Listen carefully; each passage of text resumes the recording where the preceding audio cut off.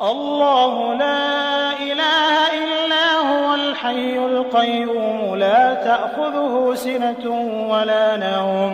asalaamaaleykum wa rahmatullahi taala wa barakaatu.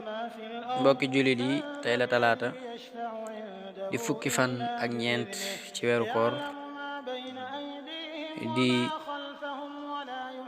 fukkeelu guddi ga ak juróom.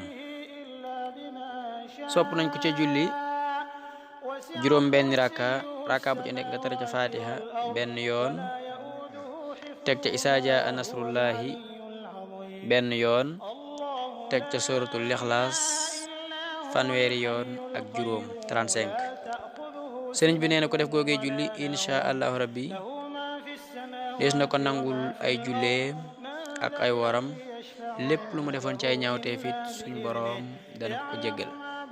ki leen koy baax seen bokkum taalibe Asan Mbàkke Nasrullah.